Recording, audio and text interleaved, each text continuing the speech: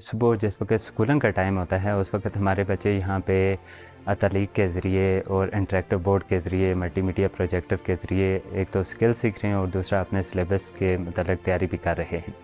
دوسرا اس کا فنکشن یہ ہے کہ سیکنڈ ٹائم جو ہمارے علاقے کی خواتین یہاں پر آتی ہیں وہ ٹیلرنگ اور سلائی کڑھائی کے ساتھ ساتھ گبا سازی بھی سیکھ رہی ہیں۔ اس سے ان کے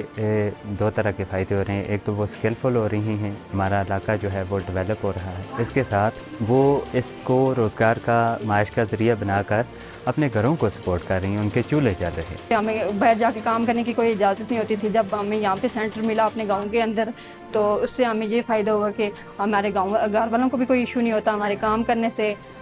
کوئی ان کو وہ نہیں ہے کہ ہماری بچیاں دور جائیں گی وہ یہ کام کریں گی کہ واپس کیسے آئیں گے، آنے جانے کا کوئی پرابلم نہیں ہے۔ ہم یہاں پہ آتے ہیں،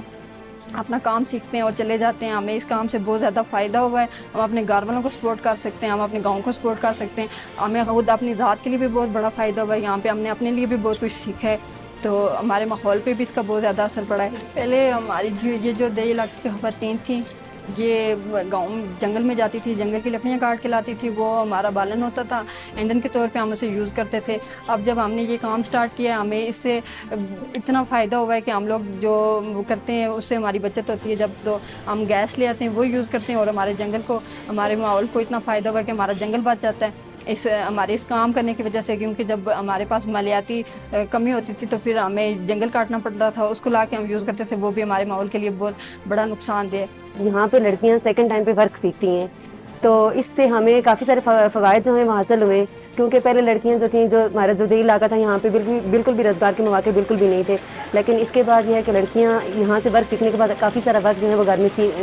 گھر میں بیٹھ کے ورک کر رہی ہیں اپنا، اور یہاں سے کافی ساری چیزیں سیکھنے کے بعد انہوں نے کافی ساری ارننگ بھی کی ہے۔ یہاں پہ انہوں نے اسٹیچنگ سیکھی، کروشٹ ورک سیکھا، انہوں نے ایمبرائڈنگ کا ورک سیکھا، تو اس کے بعد انہوں نے کافی ساری یہاں پہ اس کے بعد سیلنگ اسٹارٹ کر دی انہوں نے، کافی ساری لڑکیوں نے سیلنگ کی، یہاں پہ شرٹس وغیرہ انہوں نے سلائی کر کے اسٹیچنگ کر کے انہوں نے کی ہیں، کروشٹ ورک کی، انہوں نے